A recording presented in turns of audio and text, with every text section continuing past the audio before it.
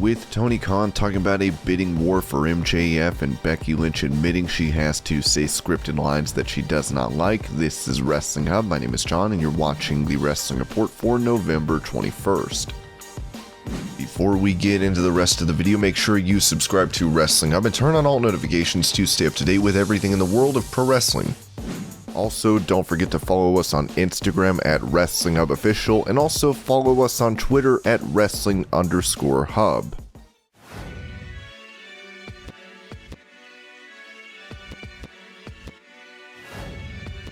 Former AEW champion Jon Moxley has been off programming due to him being admitted to rehab for alcohol. On his podcast, Jim Ross talked about how this would be seen as a sign of weakness in previous eras of wrestling. I admire Moxley for what he's done. The courage it takes to stand in front of your peers, your world, the fans, your family, your wife, friends, everybody is extraordinary. I'll always have amazing respect for Jon Moxley, and we all should. Eddie didn't want to go that route, but in today's world he probably would have because it's more accepted. Then it was a sign of weakness. We made the only decision that we could make because he didn't want to change. I told him as long as you don't want to change, we're not going to be able to use you. The things he did required finite execution, and it was very easy for Eddie to get hurt or hurt somebody because he's just a little bit off. He wasn't a mat wrestler, but all that high-flying stuff he did, he could have either hurt himself or hurt his opponent. I love Eddie. I still love Eddie. Ironically, the anniversary of Eddie's death in Minneapolis was this past Saturday when we were in town. It was brought to my attention that he died in the Marriott, 1 block away from where we stayed. I know it was made specifically that we were not to stay at the Marriott because it would have been a hard pill for people to swallow. We made sure that Marriott was not in the picture. With AEW President Tony Khan saying Moxley is getting better every day, we're hoping to see him back in action soon.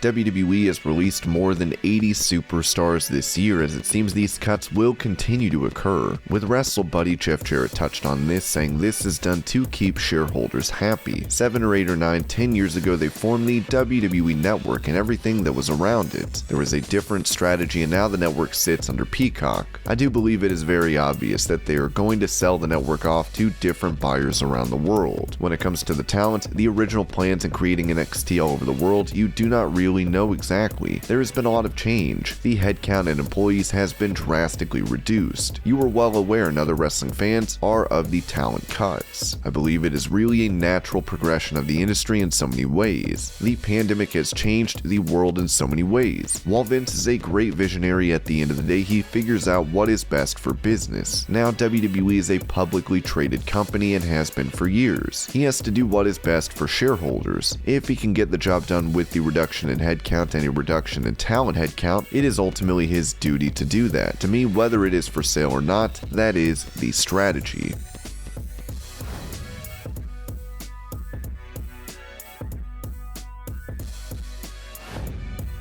Given his extensive wrestling career, it seems certain that Randy Orton will find himself inducted into the WWE Hall of Fame. On Busted Open Radio, Mark Henry praised Randy for maturing over the years, with him being notoriously hot-headed during his youth. I go a long way with Randy, and Randy makes me emotional because I love the dude, because of his journey. He made a lot of mistakes just like I did. Randy found out that he actually had friends, and he found out that people actually cared about him. And his wife Kim, I thank God for her. She changed him. She allowed him to grow as a man without emasculating him, because a lot of women try to change their men, so much that they diaper them and make them kids. Randy's a grown-ass man with an opinion and he grew up. Randy Orton along with Matt Riddle are set to take on the Usos tonight at Survivor Series.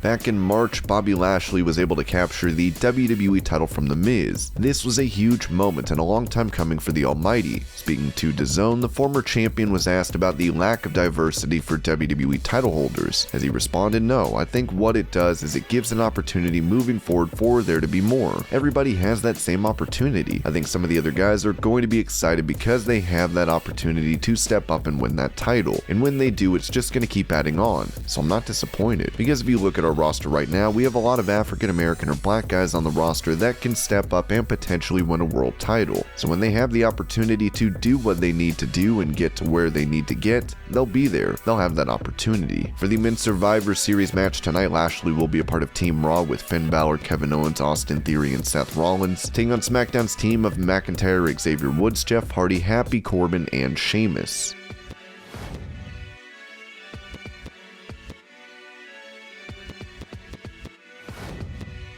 Ahead of his match tonight against Universal Champion Roman Reigns, Big E talked to Barstool's Wrestling podcast about who he'd like to see win the next Royal Rumble. Oh, that is a great question. I feel like the lazy answers would be, it would be a New Day member. I would say either Kofi or Woods. So I will just go with someone who is not that. You know what? Let's give Cesaro should win the Royal Rumble. Man, Cesaro is so damn good at what he does in the ring. I'd love to see Cesaro get hot again.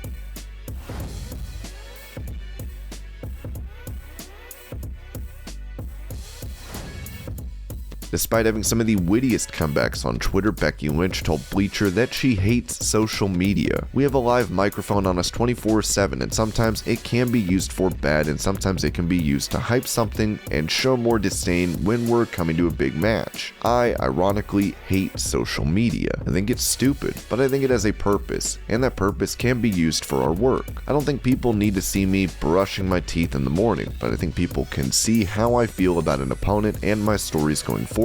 You made a good point about fans and how they can interact and follow you, and I think that's awesome. That is great. But one thing we see with social media, I like to use it for wrestling purposes and further a storyline, but I think there's so much for people's mental health. I think it can be bad. I think it can be detrimental. I think people compare themselves to each other. It gives people an outlet to be constantly angry about things, and I don't think that's good for the world. That's Rebecca Quinn's philosophy on social media. Of course, tonight Becky, the Raw Women's Champion, will be taking on SmackDown Women's Champion Charlotte Flair.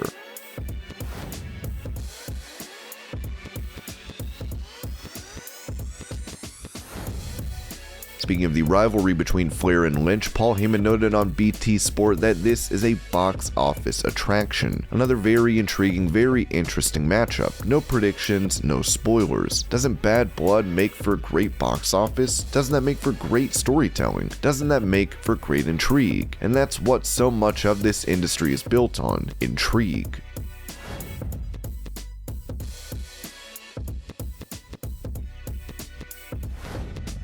WWE Hall of Famer and WCW legend Goldberg has one more match on his current contract, and the WWE Champion has his eyes on a match with him. Big E spoke on Barstool's Wrestling podcast about facing his childhood hero at WrestleMania 38. Then, my real number one, as I have said 1,000 times, but Goldberg is something very cool. I'm not saying we would have the greatest match of all time, but 10 minutes. Give me 2 minutes. I'll be a 1-minute man for that match. The opportunity to wrestle, this man was my childhood hero.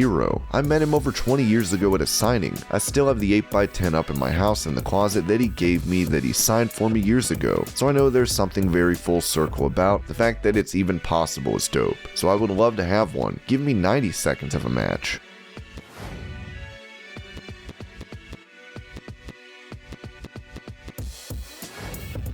With AEW partnering with other promotions, this has opened the door for more variety in feuds and matches. Talking to Wrestling Inc., Jeff Jarrett mentioned the long-lasting effects of the partnership between AEW and Impact Wrestling. It's easy to armchair quarterback so many things. I have no idea, I wasn't in the room, didn't really know what they wanted out of it on either side. What were their goals? Were their goals aligned? Was it a Don Callis and Kenny Omega relationship first? I'm not saying the only first. What was the end goal? I have no idea what their goals were, but it goes without saying I am a huge proponent. It was noted that this partnership came to an end after Impact's Bound for Glory pay-per-view event last month. While Tony Khan has said he is open to working with the promotion again, he noted that there are no plans to do so currently.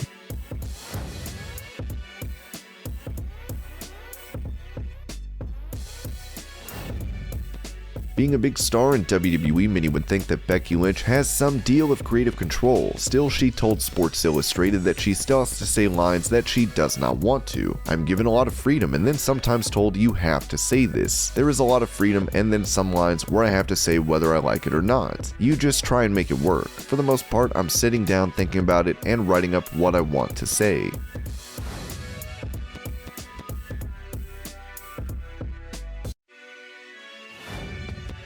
With him being released from WWE this year, Bronson Reed, going by Jonah Rock now, has already debuted for New Japan. Now he's made his presence felt in Impact Wrestling, with him debuting for them at Turning Point.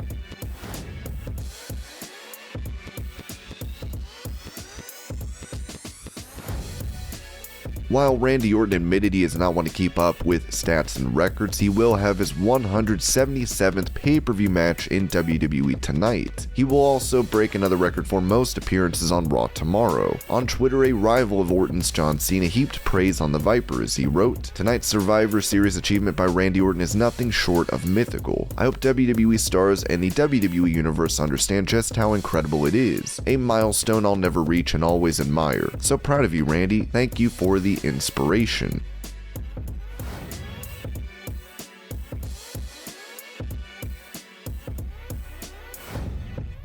In AEW, MJF has broken out as a star and truly established himself. Recently, he revealed that he will go wherever the money is after his AEW deal expires in 2024. On Busted Open Radio, Tony Khan mentioned this, and he is fine with a bidding war over MJF. Yes, I knew he was going to say that. He's been saying it for a long time. I have no problem with it. I signed him to a 5-year contract 2 years ago. He has 3 years left. I'm totally fine with his comments. There may be a bidding war in 2024. I'm fine with that.